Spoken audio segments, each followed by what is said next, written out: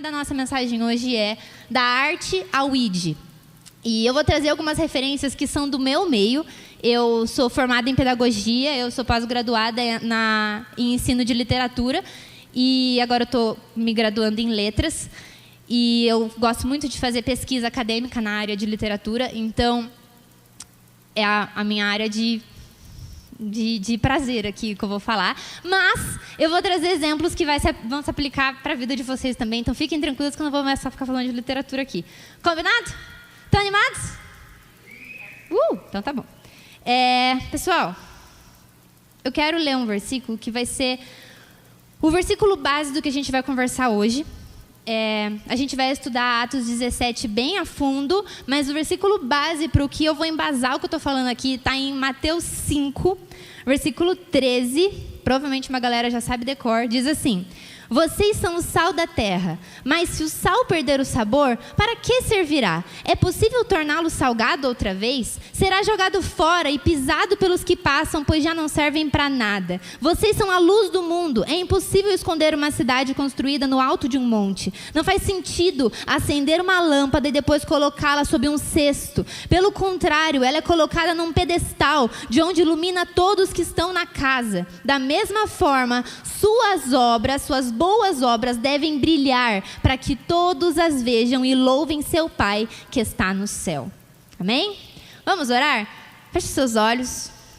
Senhor Jesus, nós te agradecemos pela tua palavra, Senhor. Te agradecemos porque o Senhor fala conosco, o Senhor nos corrige, o Senhor demonstra o seu grande, grande amor através da sua palavra. Nós oramos agora, Senhor, para que todas as fortalezas mentais que possam tentar roubar a atenção dessa mensagem sejam frustradas agora no nome de Jesus. Que todas as distrações que possam tentar tirar o foco dessas pessoas do que o Senhor deseja falar com elas hoje, seja frustrado no nome de Jesus. Nós cancelamos isso e declaramos que todos os olhos desse auditório estarão voltados para Ti e sensíveis à Tua presença. Em Teu nome nós oramos, Senhor. Amém. Amém? Vamos lá, galera. Vamos lá. Então, vamos começar. O ministério de Jesus, ele incomodou muito. Se você ler qualquer um dos evangelhos, tira um dia para você ler um dos evangelhos, você vai achar muitos exemplos de como Jesus incomodava a galera. Ele incomodava. E ele não só incomodava, mas ele ofendia. Quem que ele ofendia? Curiosamente, os sábios. Ele ofendia os fariseus, os saduceus, os sacerdotes, os caras que sabiam e achavam que sabiam de tudo. Era essa galera que ele incomodava.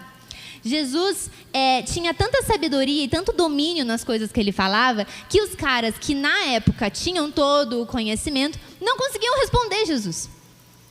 E ele deixava os caras muito bravos. E Jesus, que era a verdade absoluta, irritava aqueles que achavam ter a verdade absoluta.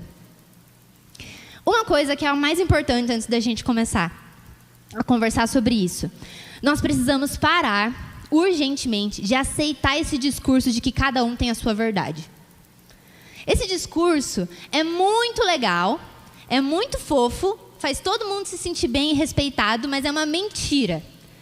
Você não precisa desrespeitar as pessoas. Não estou dizendo que você tem que apontar o dedo na cara dela e falar que ela está errada e que ela vai para o inferno. Mas quando alguém te disser, tá bom, você acredita em Jesus, essa é a sua verdade, mas a minha é outra, você vai dizer, não. Eu tenho o conhecimento de Deus. Jesus é a verdade absoluta. Você pode não saber ainda. Você pode não acreditar. Mas eu não vou igualar a minha verdade à sua. Toda vez que nós aceitamos que alguém diga que você tem a sua verdade, eu tenho a minha, nós estamos igualando Jesus a todos os outros deuses. Nós estamos dizendo, ok, você tem o seu Deus, eu tenho o meu Deus e todo mundo tem o Deus, então cada um tem seu Deus, vai feliz para casa. Não. O meu Deus não é igual ao de vocês. Se a Bíblia diz que Jesus é o caminho, a verdade e a vida, como que nós podemos ouvir alguém dizer, essa é a sua verdade e essa daqui é a minha, e falar, tudo bem, é verdade. Não tem como. Não tem como. Então, primeiro fato, Jesus é verdade absoluta. Nós não vamos mais aceitar esse discurso. A gente não precisa ser desrespeitoso, a gente não precisa ser mal educado. Mas a gente não vai falar, concordar, bater a cabeça assim, tá bom, e ir embora. A gente vai falar, não. Você pode acreditar no que você quiser. Mas não venha me dizer que a minha verdade é igual à sua. Jesus é a verdade. Ele não é uma verdade, ele é a verdade. Todo mundo entendeu? Amém. Certo. Só que tem um detalhe. Nós, como cristãos, a gente deveria estar imitando a Cristo, certo? E o que a gente viu aqui? Que Cristo incomodava. Cristo ofendia. E nós não incomodamos ninguém. A gente só incomoda quando a gente é inconveniente. Porque, na verdade, o que nós, como cristãos, e eu estou me incluindo nisso, né? Nós, como igreja, né? A gente entrou numa de só fazer coisa para crente. Então, a gente tem marcas de roupa cristãs que só cristãos usam. A gente faz música cristã que só cristão ouve. A gente faz obra de arte que só cristão quer consumir, quer comprar, quer ver, quer entender. A gente só faz coisa para crente e o negócio só gira em torno de nós mesmos. E daí a gente só fica se alimentando e contemplando coisas que nós fazemos para nós mesmos. E daí a gente fica com esse papo de, vamos entrar nas áreas de influência. Se você não está influenciando ninguém, você não está na área de influência. Se você só está fazendo coisa para crente, só crente que consome, só crente que tem interesse, só crente que acha bacana, você não está influenciando. Sabe o que é a área de influência? São as áreas que tocam a sociedade. É sim você abrir um colégio cristão, mas você está influenciando aquela área da educação quando gente que não é crente matricula o filho ali. As pessoas entram no Colégio Conexão, pessoas que não conhecem a escola e que não são crentes, que não vêm na igreja, elas entram, elas não matriculam os filhos porque elas são cristãs. Elas matriculam porque elas entram e falam, nossa, estou sentindo um negócio diferente aqui. É isso. E daí o filho vai para casa, fala de Jesus para a família se converte. A gente tem muito caso disso. Agora, quando é só cristão que acha bacana, só cristão que veste, só cristão que ouve, só cristão que entende, a gente só está lambendo o próprio umbigo. E a gente deixa de usar a arte e o conhecimento para tocar as pessoas do lado de fora.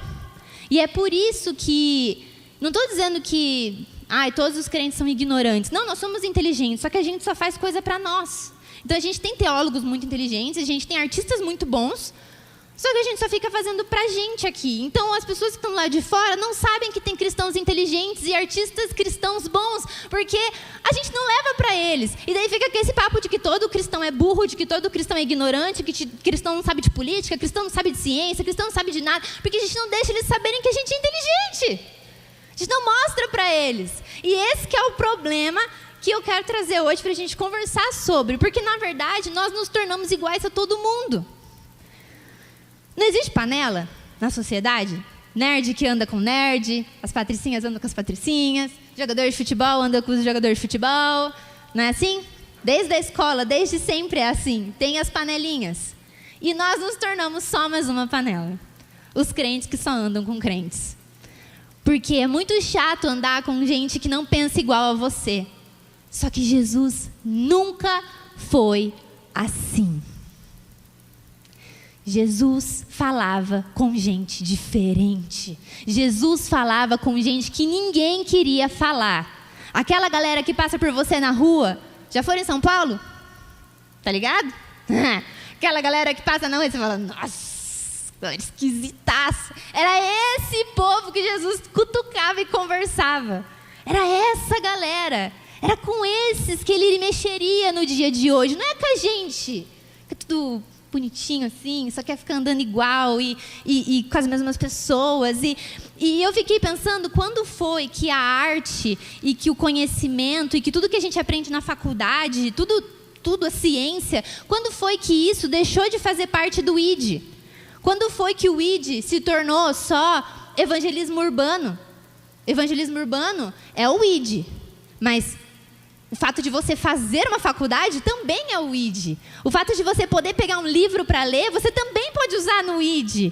O fato de você, saber cantar, você também pode usar no ID. A gente deixou de usar essas ferramentas preciosas para tocar pessoas. E essa passagem que fala do sal e que fala da luz, está deixando claro que Deus nunca quis deixar os filhos dele escondidos. E nós estamos escondidos. Nós estamos aqui. Subir aqui em cima, cantar aqui em cima, não é brilhar, não é estar num pedestal. Estar num pedestal, estar brilhando é quando as pessoas ao redor, fora da igreja, conseguem contemplar a beleza de Cristo e diz ali, para que todos as vejam e louvem seu Pai que está no céu. É para as pessoas terem contato com Cristo que você tem o dom que você tem, o que você sabe, o que você sabe, o que você faz a faculdade que você faz. Só que a gente conservou um discurso.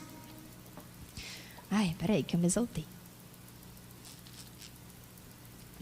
A gente conservou um discurso de que nós fomos feitos para sermos separados do mundo. De fato. Por quê? Santidade tem a ver com separação, certo? Mas não com isolamento. Nós somos separados para sermos santos, não para viver isolados. Só que a questão é que a nossa santidade está dependendo do nosso isolamento. Já perceberam? Qual é a nossa desculpa para a gente se isolar? Porque a gente tem que continuar vivendo santidade. Então para você continuar vivendo santidade, você não pode conviver em sociedade. Então será que o problema está com a sociedade ou está com você? Se você não pode ter contato com pessoas que não são cristãs porque você tem medo de desviar, o problema não está nas pessoas que não são cristãs. O problema está na falta de convicção que você tem na sua fé. Nós não estamos aqui para viver numa bolha. Nós não estamos aqui para ficar só dentro desse prédio. Nós fomos sim criados para sermos separados, para viver em santidade, para sermos diferentes dos outros e não para nos isolarmos dos outros. Então, a gente precisa parar de ficar jogando a responsabilidade das coisas na cultura suja. Essa cultura é podre, não dá para conviver com essa galera porque eles ficam me influenciando, porque não sei o quê. A gente precisa assumir a responsabilidade das coisas, dizer, Deus, eu não tenho força o suficiente para conviver com pessoas da minha faculdade que fumam. Deus, eu não tenho força o suficiente para sair com os meus amigos que ficam fazendo piada sexual. Eu não tenho força o suficiente para me impor na conversa e falar, viu, vocês estão sendo machistas, viu, vocês estão desrespeitando essa pessoa, viu, vocês estão fazendo uma piada que é totalmente imoral. Você não tem força para se posicionar e daí você só se isola, porque é mais fácil para a gente fazer isso. Então, a gente precisa assumir a responsabilidade. Deus, sou fraco, não consigo, me ajuda. Porque se eu estou nessa faculdade é para eu fazer alguma coisa aqui, e eu não estou conseguindo, estão me influenciando, então me ajuda, me fortalece. A partir do momento que a gente para de ficar jogando culpa nos outros e assume a responsabilidade da nossa fraqueza, Deus faz, Deus entra no negócio. Porque existe uma coisa que a gente confundiu assim com o tempo, e eu demorei para entender isso. Então, se vocês não entenderem, tá tudo bem, galera. Depois a gente chama o Bonfim aqui, ele explica melhor. Porque foi ele que me explicou, e eu fiquei assim, que não existe separação entre sagrado e secular. Então, você não tem o seu trabalho secular e o seu trabalho sagrado. De segunda a sexta, eu vou para o meu trabalho secular, e daí sábado e domingo eu tenho o meu trabalho sagrado, que é o ministério. Então, de segunda a sexta você serve o diabo e no final de semana você serve a Deus? Não faz muito sentido essa frase, não é? Esse discurso de que a gente tem uma vida secular e uma vida sagrada. Não faz muito sentido. Então, para você ter uma vida totalmente sagrada, você precisaria trabalhar na igreja e viver o tempo todo na igreja. E talvez seja por isso que nós somos infelizes nos nossos trabalhos, porque a gente não vê eles como sagrados. Se a gente vê a nossa vida inteira como sagrada, tudo que a gente faz vai glorificar a Deus. Então, o homem, ele é integral em tudo que ele faz. A gente não separa a nossa vida em, isso que eu faço é sagrado, isso que eu faço é secular. Não existe essa separação. Porém, existe a separação entre santo e profano.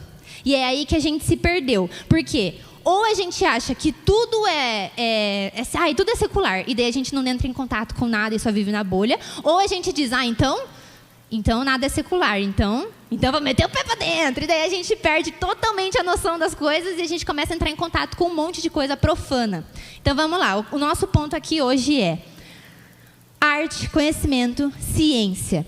Tudo que é bom, belo, justo e verdadeiro é graça comum. Existem pessoas que não são cristãs e que fazem coisas boas, bonitas, justas e verdadeiras, porque Deus se revela. Isso se chama revelação geral. Pessoas que não são cristãs têm contato com a divindade porque elas também são a imagem e semelhança de Deus e elas conseguem fazer coisas boas mesmo sem uma revelação específica. Isso é graça comum. Então, sim, existem coisas feitas por não crentes que são muito boas. Porém, existem outras coisas que são muito ruins e que não são santas e que são profanas. E vocês devem estar pensando em um monte de exemplo, que não tem nada de bom, não tem nada de belo, não tem nada de justo, não tem nada de verdadeiro. Com isso, nós não entramos em contato. Porque toda vez que a gente dá visualização, stream, compra, coisas que são profanas, nós estamos alimentando uma mentalidade imoral. Então, com isso, a gente não entra em contato. A gente vai julgar, a gente vai condenar? Não. Mas a gente também não vai ficar consumindo, porque senão a gente está dando dinheiro para os caras. Certo? Todo mundo entendeu? Quem não entendeu, pergunta para o Bonfim depois. Então, vamos lá. Eu quero usar a igreja de Atos como embasamento para o que a gente vai falar aqui. Se você for observar, a igreja de Atos, ela se reunia coletivamente, orava, encorajava, né? Tinha lá o momento de culto deles e depois eles saíam, eles entravam em contato com a galera, eles tocavam os órfãos, as viúvas, tinha mais um, os pobres, eles tocavam essas pessoas. Então a igreja de Atos, eles não tinham medo da sociedade, eles serviam a sociedade. E o problema é que os cultos dominicais e os cultos de sábado se tornaram o ponto alto de cristianismo na nossa semana. E não é assim que é para ser. Na igreja de Atos, a igreja que é o nosso exemplo, o culto deles não era o ponto alto da semana. Eles iam para o culto porque eles precisavam ser encorajados para continuar fazendo um trabalho durante a semana. Eles não iam porque eles estavam cansados, porque eles não tinham feito nada. Eles precisavam de mais encorajamento. Nossa, eu fiz um monte de coisa, eu evangelizei um monte de gente, eu preguei muito evangelho e agora eu preciso de mais encorajamento. Aí eles iam e oravam uns pelos outros e tal. Agora eu vou voltar. Foi. Era tipo um pit stop, entendeu? Foi, encheu os pneus, agora vai. Era assim, a galera não parava. E uma coisa muito importante que a gente precisa entender é que a verdadeira singularidade, ela celebra a diferença. Ela não enfia a gente numa uniformidade. E nós somos todos iguais agora. Sabe o que é muito engraçado? Que a galera que não é cristã, eles pregam muito o discurso da diversidade. Só que se você for prestar bem atenção, eles são todos iguais. Não é? As pequenas nichos ali dos movimentos de diversidade, das pautas sociais ali, a galera é tudo igual. Repete as mesmas coisas, se veste do mesmo jeito, lê os mesmos livros, ouve as mesmas músicas, fica só repetindo o mesmo discurso 1001 vezes, ninguém está entendendo o que está falando, só viu o outro falar e daí repetiu. Isso não é singularidade, isso é uniformidade. Está todo mundo igual. E a gente está assim também, a gente só fica repetindo, a gente não pensa sozinho. A gente fala, eu vi um podcast que um cara falou que não sei o quê.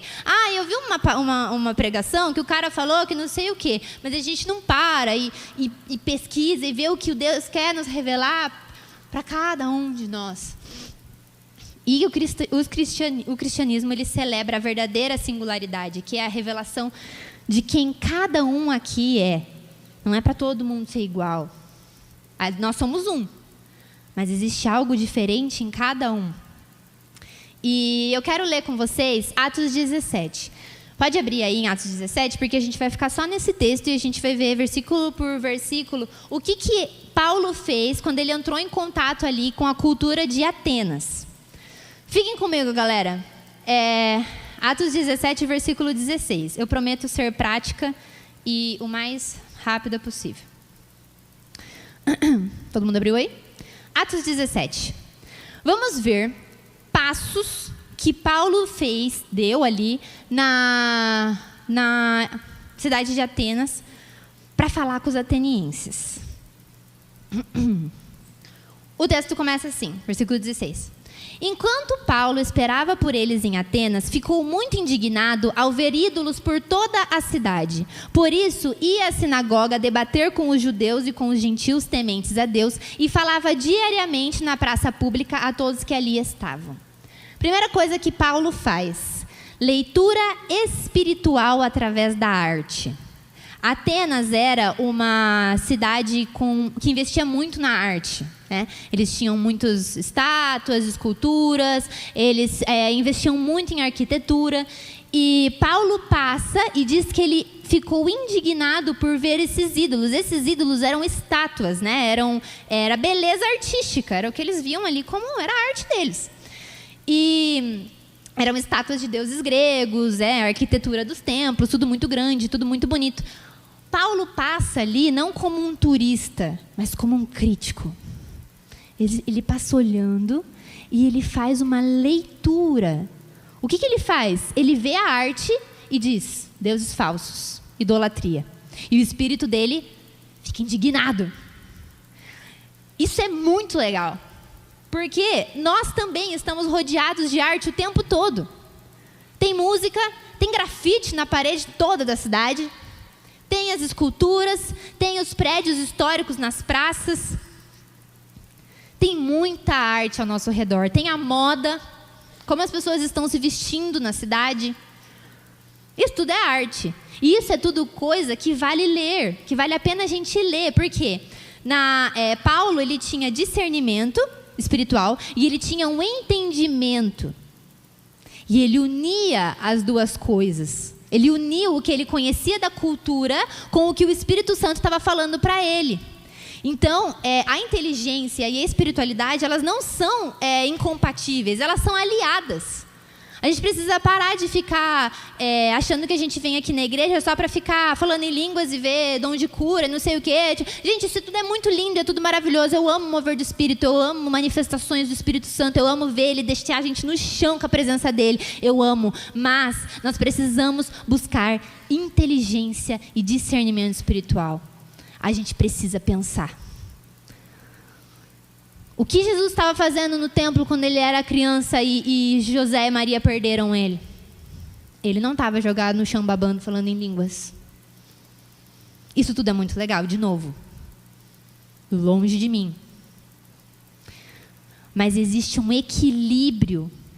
Existem momentos. Porque de nada vale nós virmos aqui, nós vermos grandes moveres do Espírito, mas quando a gente pisa na faculdade, a gente não tem moral para falar uma frase que alguém já consegue refutar a gente e acabar com a nossa fé. Precisa ter um equilíbrio ali. Então, às vezes a gente erra em querer agir numa comunidade que a gente não conhece, porque a gente quer muito evangelizar Sorocaba, mas a gente não sabe nada sobre Sorocaba.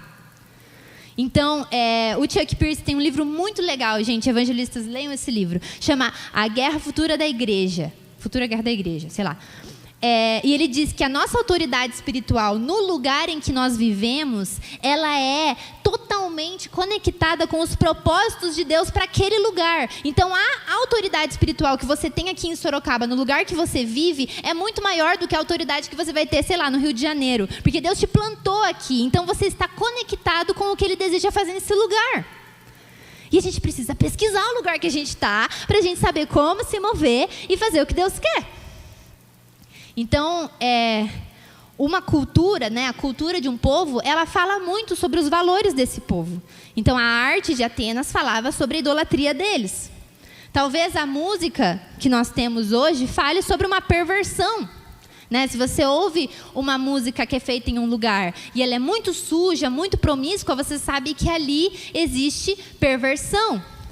Se você vê, talvez, um outro lugar que você vai, em que todos ostentam muito, que existe muito demonstração de dinheiro, de coisas muito caras, isso revela que ali existe adoração ao dinheiro. Só que a gente não lê as coisas, a gente precisa ler, ter um olhar crítico, né? A maturidade espiritual, ela inclui essa leitura crítica da cultura, né? Maturidade espiritual não tem só a ver... Gente, vamos parar de ficar falando que ser maduro espiritualmente é só operar muitos dons e muitas coisas e subir aqui e falar bonito. Enfim, não é só isso. É isso também. Mas não é só isso. Maturidade espiritual é você conseguir pisar num lugar e saber que o Espírito que domina sobre aquele lugar, porque você leu criticamente aquilo. A gente acabou buscando tanto pedir para o Senhor abrir os nossos olhos espirituais e, na verdade, a gente acabou ficando cego, porque a gente não olha para as coisas certas. Estão entendendo? Está fazendo sentido? Segunda coisa que Paulo fez. Continuando o texto. Paulo também debateu com alguns dos filósofos epicureus e estoicos. Quando lhes falou de Jesus e da ressurreição, eles perguntaram: o que esse tagarela está querendo dizer? Outros disseram: parece estar falando de deuses estrangeiros. Então, olha que engraçado, né, o que eles estão falando de Paulo ali. Principalmente se você sabe quem Paulo era, né? A segunda coisa que Paulo faz é ter humildade para ser insultado. É uma coisa que a gente não sabe fazer. A gente fica muito bolado quando alguém fala da nossa fé. A gente não tem força para ser insultado como Paulo estava tendo ali. Paulo estava debatendo com as duas filosofias mais populares da época, que era o epicurismo e o estoicismo. Eu vou falar o que essas duas... Deve ter gente aqui que sabe, né? Mas eu vou falar para quem não sabe. O epicurismo... Olha, é muito engraçado isso. Os caras eram muito inteligentes, né? O epicurismo é uma filosofia que busca os prazeres... com a finalidade máxima de você entrar em um estado de ataraxia, que é ausência de medo, e aponia, que é a ausência de dor física. Então, é uma filosofia que basicamente acredita, estou resumindo muito aqui, ela basicamente acredita que você busca prazeres até que você não sinta mais medo e não sinta mais dor, e aí você encontrou a felicidade plena. É muito fraco. É muito fraco. Você vai me dizer que o objetivo da sua vida é buscar prazer até que você não fique mais com medinho e com dorzinha física, porque daí você vai ficar felizinho. Pelo amor de Deus. É uma filosofia muito fraca. É muito fraca. O estoicismo talvez ainda dá para discutir um pouco mais, mas também é muito fraquinha. Aqui a outra que me pegou muito, que eu achei muito boba. O estoicismo é a filosofia da razão. Ela acredita que se você tem a razão como guia... Você vive ali sob o guiar da razão e do raciocínio, e da lógica, né, dos pensamentos, você encontra a felicidade. E ela também acredita que o que é divino, ele acredita em algo divino, mas acredita que esse divino está na natureza. Tipo aquele negócio do tudo é Deus, sabe? Tudo é Deus. Beleza. De fato, Deus se revela na natureza, mas a árvore não é Deus. Então tudo tem divino, e você busca a razão e você encontra a felicidade. Então, se você for parar para pensar, duas filosofias que tinham como finalidade a felicidade. Os caras só queriam ser felizes. E eles estavam chamando Paulo de tagarela e de ignorante. Paulo, que era um cara extremamente inteligente, extremamente erudito, muito estudado. E vocês acham que Paulo brigou com eles? Você acha que Paulo bateu na mesa e falou: vocês não sabem de nada, vocês não sabem quantas graduações eu tenho? Vocês acham que ele fez isso? Essa filosofia aí de vocês, uma fraquinha aí, nem é de nada, nem tem nada a ver, vocês só querem ficar felizes? Que filosofia é essa? Sabe o que significa a palavra tagarela, que eles chamam Paulo? Ela faz referência a uma palavra no grego que fala sobre a forma com que a galinha pega sementes no chão. Que a galinha pega as sementes no chão e ela espalha as sementes. Eles estavam dizendo que Paulo pegava ideias e as espalhava sem saber do que ele estava falando. Basicamente, estavam chamando Paulo de ignorante. Isso que é o tagarela, que ele fala sem saber. Fala e fala sem saber. Paulo, a gente sabe quem é Paulo. Ele ouviu aquilo. Isso é muito constrangedor, porque ele era super estudioso e os caras estavam chamando ele disso. E Paulo, assim como Jesus, quando Jesus foi menosprezado pelos fariseus e pelos saduceus, manteve-se manso e humilde. Não se ofendeu. Por que ele não precisava se ofender? Porque os caras não estavam sendo cruéis? Eles estavam. É porque ele sabia que o que ele acreditava era muito maior do que aquelas filosofias. Ele tinha compaixão daquelas pessoas. Você não se ofende com alguém quando você tem compaixão dela. Ele sabia que não era sobre vencer um debate, ele precisava revelar Jesus ali. A gente deixa, às vezes, de revelar Jesus porque a gente quer vencer debates, né? E daí a gente sai dos debates irritado porque a gente não ganhou o debate e a gente deixa de revelar Jesus ali. A terceira coisa que Paulo fez, seguindo o texto. Então levaram Paulo ao conselho da cidade e disseram: pode nos dizer que novo ensino é esse? Você diz coisas um tanto estranhas e queremos saber o que significam. E daí o texto diz assim: convém explicar que os atenienses, bem como os estrangeiros que viviam em Atenas, pareciam não fazer outra coisa senão discutir as últimas novidades. Vocês conhecem mais uma geração que ama discutir as últimas novidades? A gente é assim. A gente ama discutir as últimas novidades. Na verdade, a única coisa que a gente faz é discutir as últimas novidades. Igualzinho os atenienses. É só você ver. Agora vou dar um exemplo. Entrou agora essa onda aí do wellness. Todo mundo quer fazer academia, todo mundo quer ser fitness, todo mundo quer correr atrás do prejuízo, todo mundo quer ser saudável. Eu não abro mais meu Instagram e eu coloco tudo não interessado nos vídeos, porque cada um fala que é para fazer os exercícios de um jeito. Aí eu chego lá na academia, eu tenho que fazer esse aqui inclinado.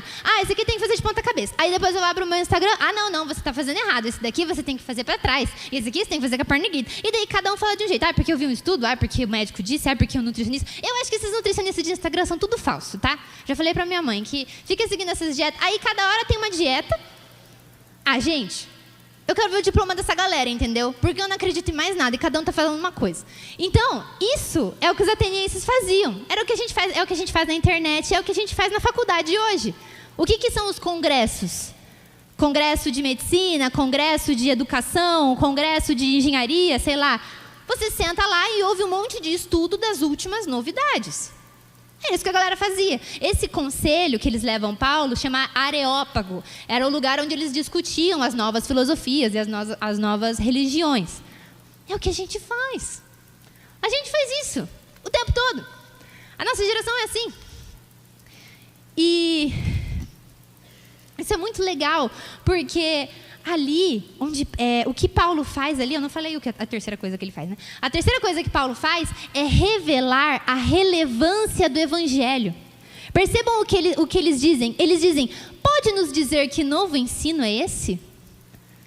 Eles ficam curiosos. Paulo desperta a curiosidade numa galera que está acostumada a debater ideias o tempo todo.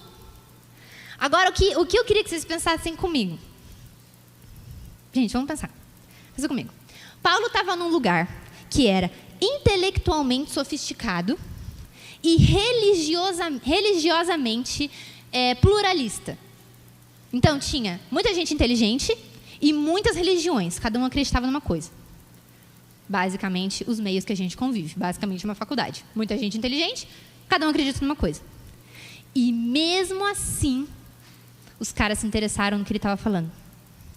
Todo mundo está buscando pelo novo. Todos estão buscando pelo novo.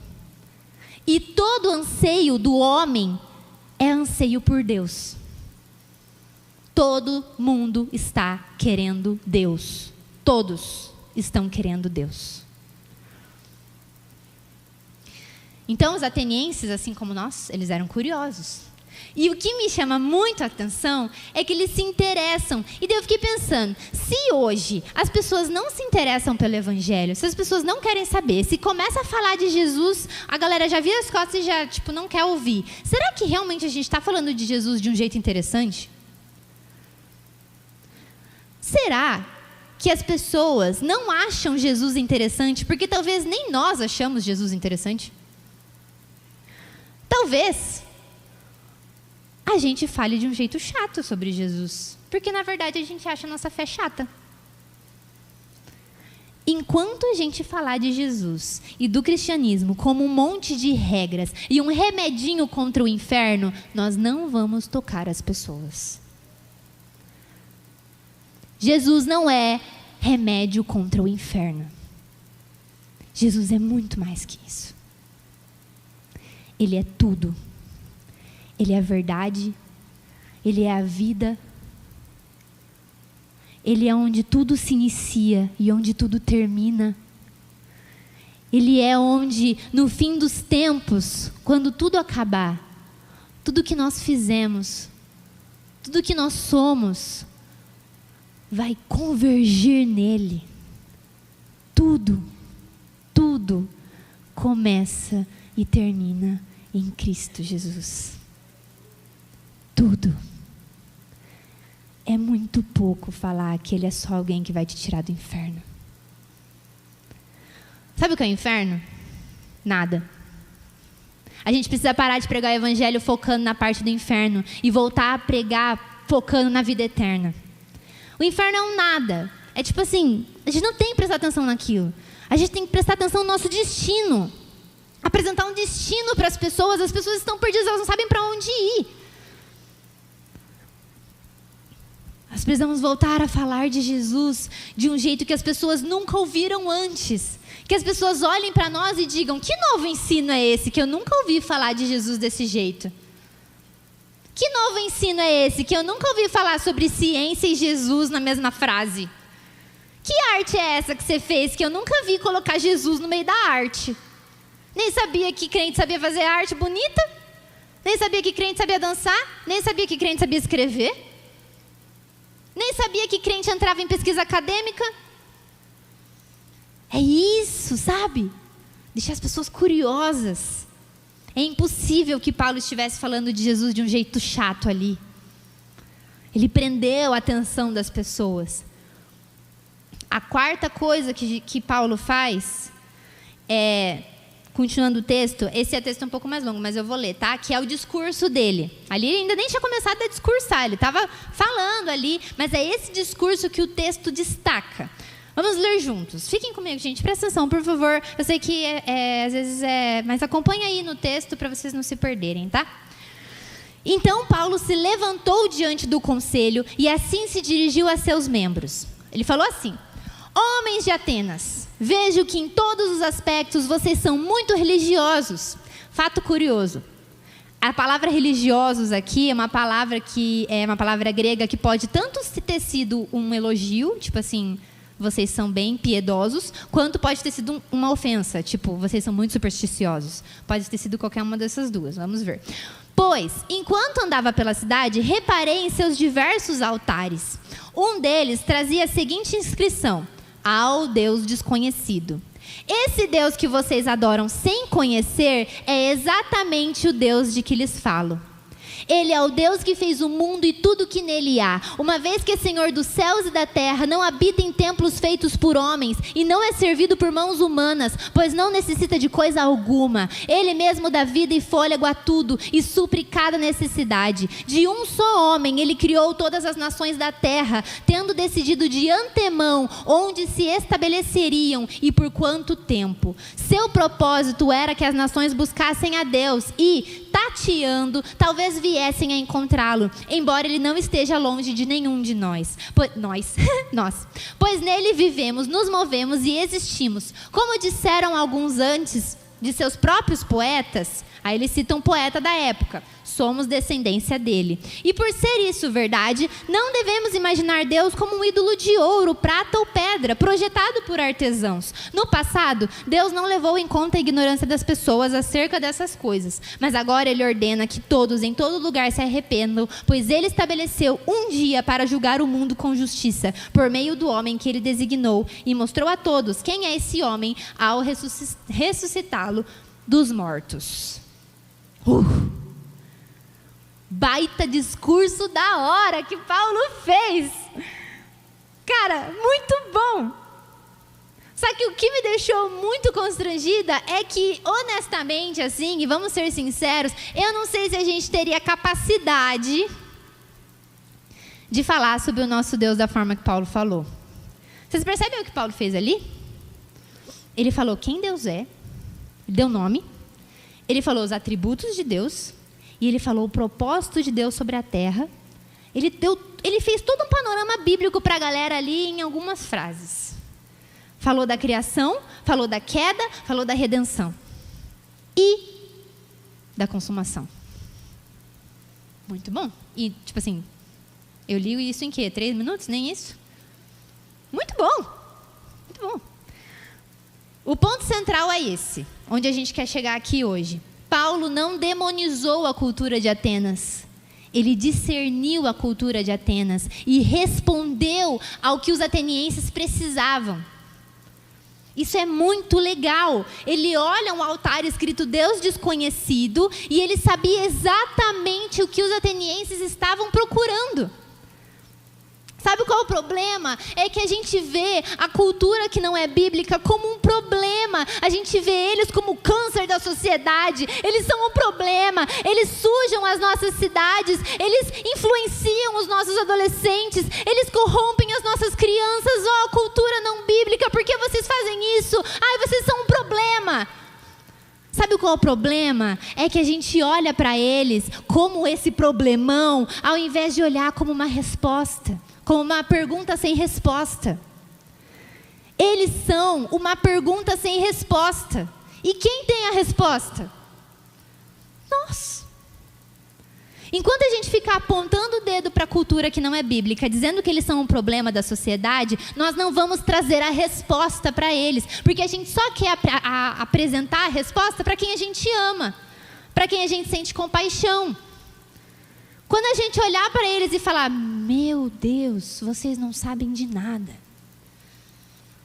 Vocês não conhecem a Deus. Nossa, isso é muito triste, eu já estive nesse lugar. Eis a resposta. Eu tenho.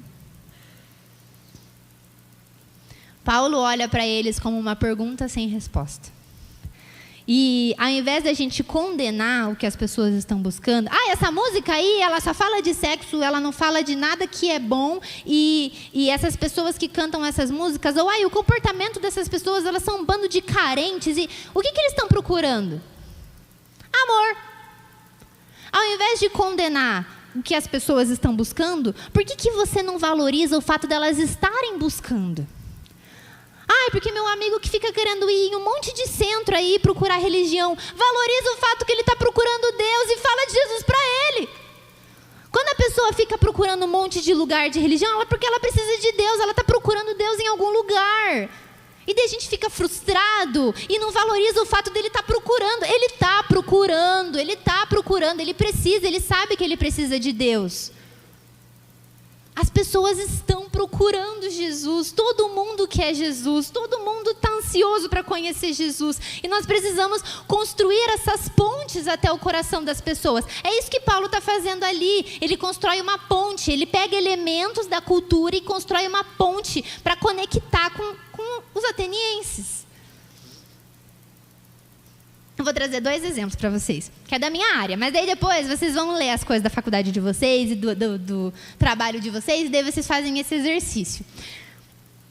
Eu estava lendo 2 livros e é muito engraçado isso, que são livros de caras super inteligentes, ateus, que não são cristãos, e são super inteligentes, e são super referência, assim, no meio da pedagogia, da psicologia. Um é o Winnicott, provavelmente, se alguém trabalha com educação aqui, ou psicologia, já ouviu falar dele, e ele fala, num livro que eu estava lendo dele, sobre como, eu não vou ler tudo, mas enfim, sobre como a gente gosta da ideia de liberdade, e a gente admira quem é livre, mas nós cansamos da liberdade. E que ele fala que em algum momento o homem vai se render a ser controlado e escravizado, porque para ele é cansativo ser livre o tempo todo.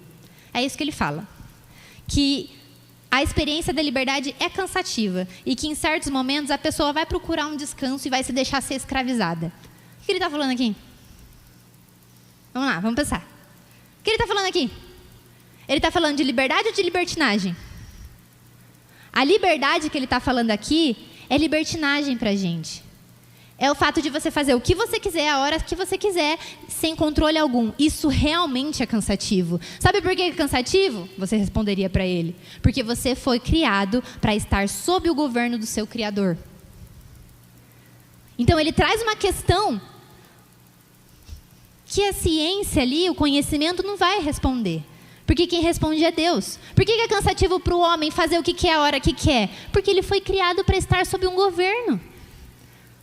Outra pessoa, Jonathan Haidt, doutor em psicologia moral e ateu. Mano, esse cara é muito engraçado, tá? O livro dele é muito bom, gente. Leiam. Ele fala várias coisas sobre evolução, porque ele não acredita em Deus. Mas, assim, é muito bom o livro dele. Chama Geração Ansiosa. É muito legal. Ele diz que depois de 35 anos estudando psicologia moral, sabe qual foi o problema que ele achou mais forte na sociedade? O maior problema da sociedade. Nós nos enfurecermos com facilidade e custarmos a perdoar. Nós somos hipócritas, julgamos as pessoas e justificamos o nosso mau comportamento. Esse é o maior problema da sociedade, que um doutor há 35 anos em psicologia moral identificou. Sabe quem que ele usa para responder isso? Jesus. Ele pega um livro que ele ficou... Não, eu acho isso muito engraçado. Ele ficou o livro todo falando de evolução e falando de como ele era ateu. E daí, no final do livro, o cara usa Jesus para responder o maior problema da sociedade. Qual que é o sentido de um cara que é ateu usar Jesus para responder o maior problema da sociedade? Meu, e daí sabe o que ele fala? Não, vou falar a frase dele. Que ele precisou recorrer à linguagem religiosa para poder explicar e compreender a experiência da vida.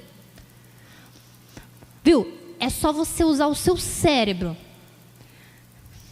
Longe de mim, amigo, você é doutora há 35 anos. Não quero, assim, te desrespeitar. Mas, assim, vamos pensar um pouco. Se você é ateu, se Deus não existe, se não existe coisa divina alguma, você, doutor em psicologia, não deveria ser capaz de explicar a experiência humana sem usar termos religiosos? Faz sentido? Faz sentido você precisar da Bíblia e de termos religiosos para explicar a experiência humana se Deus não existe? 35 anos e ele não conseguiu achar uma outra resposta que não fosse Jesus? E continua ateu? Pelo amor de Deus. Cara, isso é muito engraçado. As pessoas estão procurando resposta para as coisas e daí elas não acham. E elas travam no estudo porque a única resposta é Jesus. Só que sabe por que elas não acessam essa resposta? Porque não tem cristão entrando nesses lugares. Não tem cristão entrando na ciência. Não tem cristão se formando e ficando doutor em psicologia há 35 anos. Nossa, eu fiquei muito brava com esse cara. Ai, ai. Nós não precisamos ter medo da arte, da ciência e da filosofia.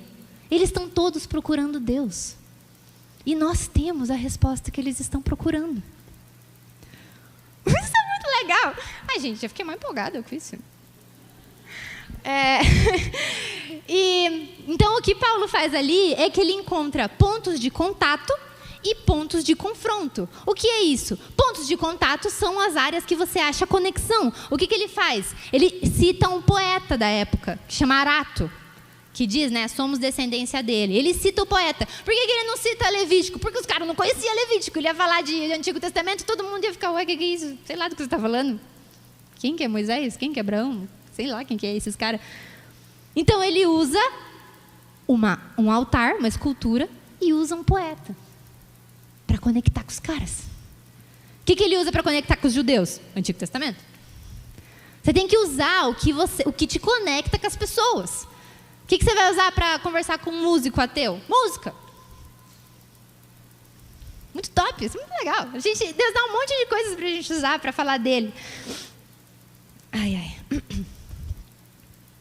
Então, toda vez, temos que sair pensando isso daqui. Que toda vez que a gente só se importa em ser aqueles que confrontam a cultura, eu vou confrontar ele, eu vou confrontar meu amigo cristão, o meu amigo ateu, eu vou confrontar esse cara da faculdade, eu vou confrontar meu professor, que ele é doutrinador. Toda vez que a gente faz isso, a gente perde a oportunidade de gerar conexão com as pessoas. Porque daí a gente vai ser só o crente chato e não o crente inteligente que sabe conversar. A gente não sabe conversar, cara. E esse ponto de contato, o maior ponto de contato que a gente pode achar é o simples anseio que todo mundo tem por Deus. Esse é o maior ponto de contato. E eu vou dar um exemplo que é do meu meio, tá? Do meio da literatura. Tem uma mulher maravilhosa, gente. Se vocês gostam de poesia, leiam ela, por favor. Adélia Prado. Ela é maravilhosa. E ela é hoje considerada a maior poetisa viva do Brasil. Gente, ela é cristã. E ela tem poesias lindas sobre Deus. Lindas, lindas. Eu chorei lendo o livro dela. O Cauã me deu um monte de livro dela, assim, e eu mandei 3 lá para ele. Eu chorei nesses 3 aqui, ó.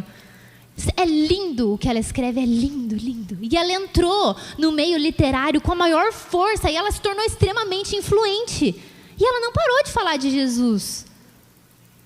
Vocês acham que ela era uma crente chata? Você acha que alguém entra no mercado literário dessa forma? Sendo chato? Sendo legalista? Aí eu vou dar outro exemplo de poeta, Vinícius de Moraes. Amo ele, maravilhoso, amo o Vinícius de Moraes. Sabe, eu vou ler a poesia, um trechinho da poesia deles, presta atenção. Um trechinho da poesia deles, depois eu vou falar quem era Vinícius de Moraes. Olha a poesia dele.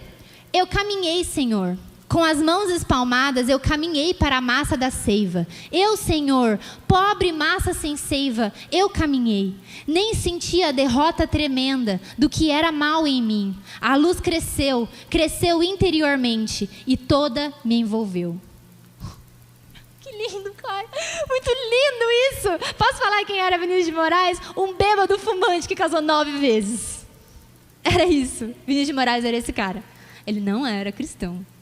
E se era, não praticava muito bem. Ele era conhecido pela boemia, por não largar o cigarro e porque ele era viciado em mulher. E olha a coisa linda que ele escreveu. Isso é graça comum. Eu tenho outros exemplos, mas não vou ficar lendo, senão vocês vão jogar tomate em mim daqui a pouco. Isso é graça comum. É aquilo que é feito mesmo por quem não confessa Jesus como Salvador, mas que é belo, bom, justo e verdadeiro. Muito legal isso. Deus é muito bom. Ele derrama dons até sobre pessoas que nem admitem que é Ele derramando. O cara nem admitiu que foi Deus que deu esse dom para ele, mas Deus manteve o dom nele. Pode ficar. É graça. Pode escrever, vai, você escreve bem, vai, graça. Isso é muito legal. E a minha conclusão, eu quero ler João 15 com vocês, versículo 18, que diz: se o mundo odeia vocês, saibam que antes de odiar vocês, odiou a mim. Se vocês fossem do mundo, o mundo amaria o que era seu. Mas vocês não são do mundo. Pelo contrário, eu dele os escolhi. E por isso o mundo odeia vocês. Lembre-se da palavra que eu disse: o servo não é maior do que o seu senhor. Se perseguiram a mim, também perseguirão a vocês. Se guardaram a minha palavra, também guardarão a de vocês. Tudo isso, porém, farão com vocês por causa do meu nome, porque não conhecem aquele que me enviou. Então aqui Jesus está dizendo que o mundo vai odiar a gente, porque a gente vai levar luz. Paulo não tinha medo de ser cancelado. Ele não tinha medo de falar uma parada e a galera não queria mais ser amiga dele. Jesus também não. O mundo odeia a luz. E nós temos luz. A gente precisa parar de querer ficar agradando as pessoas o tempo todo. Se Cristo, ele diz isso é muito legal, né? Ele diz: o servo não é maior do que o seu Senhor. Então, se Cristo, Jesus, andou entre os sujos, entre os doentes, entre os imorais e os infiéis, seríamos nós maiores do que Jesus para não andar no meio dessa galera? Como que Jesus andou no meio dessa galera e a gente não anda? A gente é melhor do que Jesus? A gente é maior do que ele? Para não precisar andar no meio desse povo? Para não precisar falar com eles? Quando Paulo termina o discurso, olha o que acontece lá em Atos 17. Quando ouviram Paulo falar da ressurreição dos mortos, alguns riram com desprezo.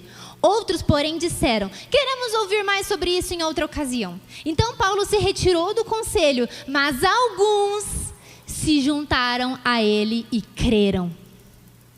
Alguns se juntaram a ele e creram.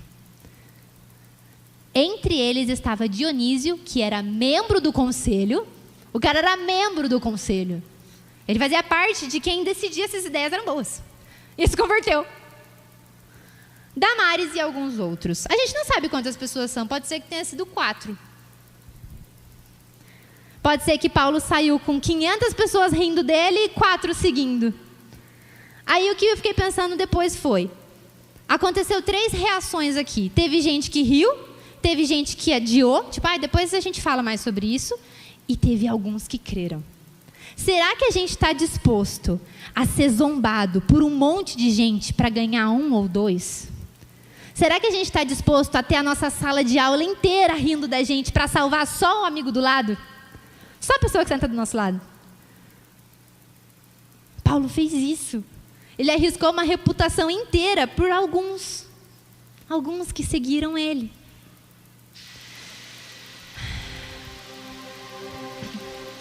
Vamos ficar de pé? Tem um filósofo chamado Schlegel.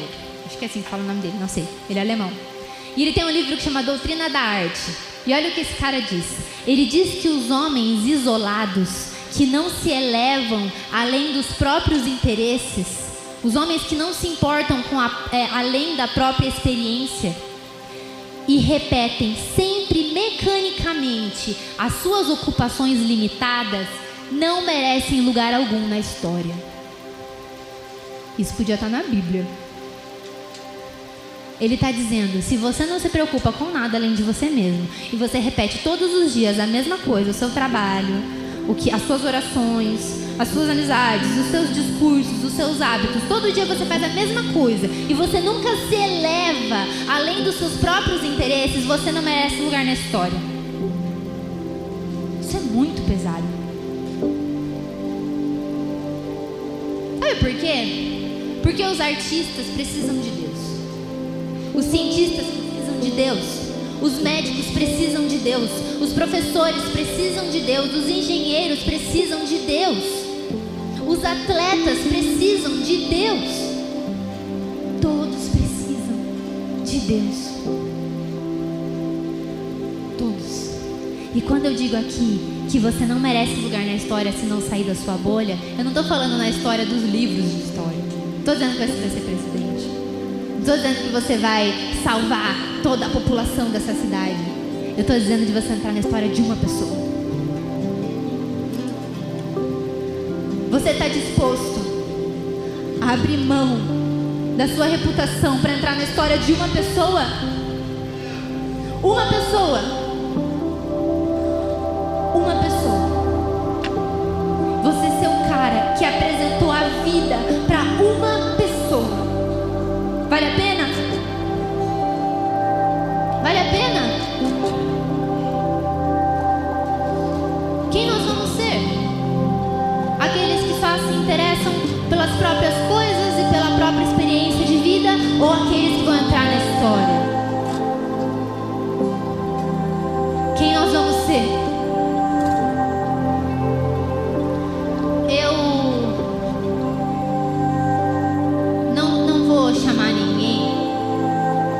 Eu acredito que Deus deseja fazer algo em todos nós. Eu gostaria que levantasse a mão. Eu não vou chamar ninguém aqui, só levanta a mão. Quem hoje está na universidade, no meio acadêmico? Eu tô. Quem mais? Levanta a mão alto, vamos ver quantas pessoas. Universidade. Ou na escola também, né? No ensino médio, na educação, no ensino fundamental. Ok, abaixa. Agora levanta a mão quem se considera artista ou tem algum dom artístico ou também estava aqui no intensivo hoje, participou de qualquer workshop. Levanta a mão. Muito bom. Todos vocês, estendam suas mãos assim, em uma posição de receber algo. Nós vamos orar agora. E eu estou dizendo que você não precisa vir até aqui, porque eu estou dizendo que vocês vão ativar a fé de vocês de uma forma sobrenatural agora. Nós vamos ativar a nossa fé de uma forma que cremos que estendendo as nossas mãos o Senhor vai depositar autoridade nesse lugar.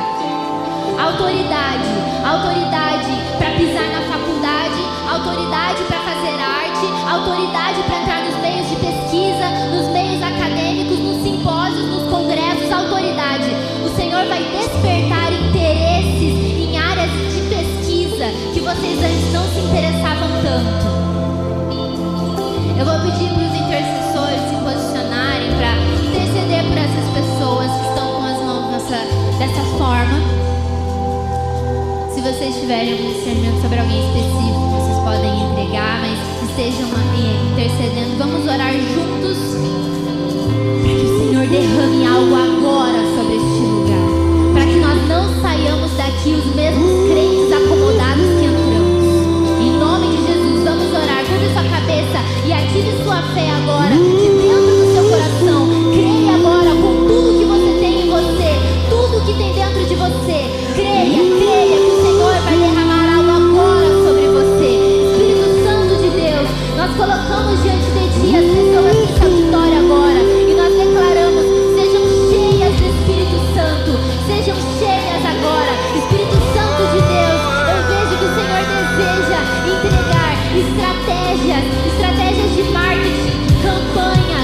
obras de arte, obras